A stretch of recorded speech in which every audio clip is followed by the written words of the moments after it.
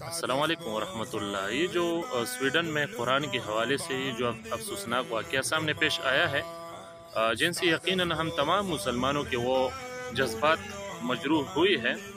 اور اس طرح سے واقعات کی جتنی وہ مذمت کی جائے یہ کم ہے۔ ویسے ہم بس یہی مذمتوں کے لیے رہ گئے، اسے آگے وہ کچھ نہیں کر سکتے، اللہ رحم فرمائے۔ تو بہرحال وہ کہتے ہیں نا کہ some thing is better than nothing, تو کچھ نہ کرنے سے بہتر تو یہ مذمت ہی ہے، اللہ رحم فرمائے۔ اچھا، ایک تو ہم اس واقعے کی وہ بھرپور طریقے سے مذمت کرتے ہیں، جو کہ ایک میں سمجھتا ہوں کہ ایک عالمی وہ دہشت گردی ہے، اور دوسرا لوگوں کے ذہن میں یہ آتا ہوگا شاید کہ اس طرح سے واقعات ہوتے کیوں ہیں آج کل، اور کیوں ایسا ہو رہا ہے، اور وہ بھی فریڈم آف اسپیچز کے نام سے۔ تو بھائی آپ کے ذہن میں اس کے بہت سی وجوہات ہو سکتے ہیں، مگر میرے ذہن میں اس کی جو وجہ آ رہی ہے وہ یہ ہے کہ ہم دیکھ رہے ہیں کہ الحمدللہ دین اسلام وہ مسلسل اور بڑی تیزی سے دنیا میں پھیل رہا ہے، اور ہر حربہ اس کے رکاؤ کے لیے استعمال ہوا، مگر سارے حربیں ناکام ہوئی۔ اب یہ جو غیر ہے نا، جو یہ نہیں چاہتی کہ دین اسلام وہ دنیا میں پھیل جائے، جو کہ الحمدللہ پھیل گیا ہے، اور ایک پریڈکشن یہ بھی ہے کہ 2060 تک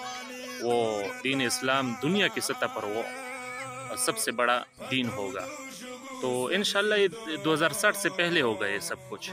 ویسے بھی آپ دیکھ سکتے ہو کہ دین اسلام کے جو فالوورز ہیں اور جتنے وہ دین پر وہ عاشق ہے، تو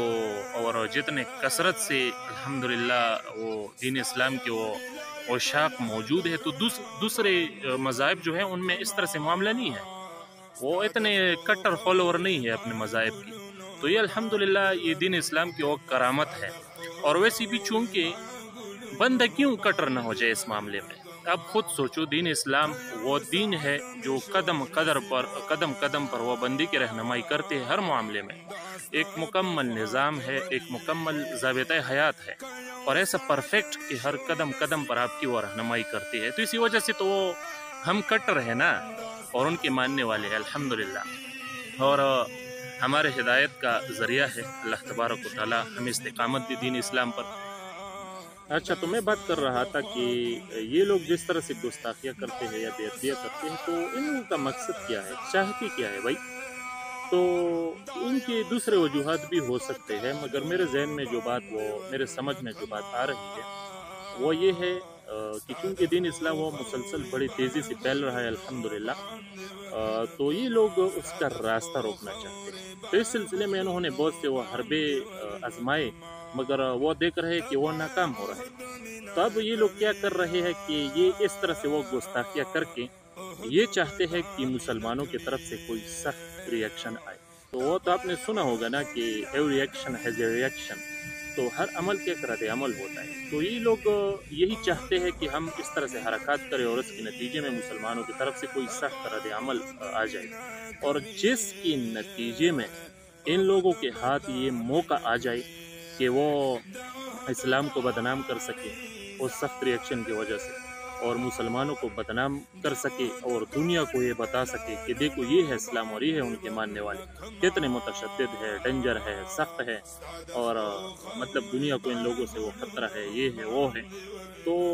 یہ بس یہی چاہتا ہے، ان کا مقصد مجھے یہی لگتا ہے۔ اب خود سوچو اس کی اور کیا وجہ ہو سکتی اس طرح سے حرکات کی۔ بہرحال الحمدللہ دین اسلام وہ مسلسل بڑی تیزی سے پھیل رہا ہے، اور لوگ 2060 کی پیشن گوئی پریڈکشن کر رہی ہے، مگر میں سمجھتا ہوں کہ اس سے پہلے یہ بات واقع ہوگی انشاءاللہ۔ اللہ تبارک و تعالی ہم فقیروں کو بھی وہ طاقت دے کہ اس میں اپنا کردار ادا کر سکے، دین اسلام کی وہ خدمت کر سکے، اور اللہ جل جلالہ ہم فقیروں سے بھی یہ تھوڑا بہت جو ویڈیوز کے ذریعے یا ویسی ہی کچھ جو اپنا وہ ایک کردار وہ ادا کرنے کی کوشش کرتے ہیں، تو اللہ ان کو قبول فرمائے۔ تو مطمئن رہیے، دین کا کوئی راستہ نہیں روک سکتا۔ السلام علیکم ورحمۃ اللہ۔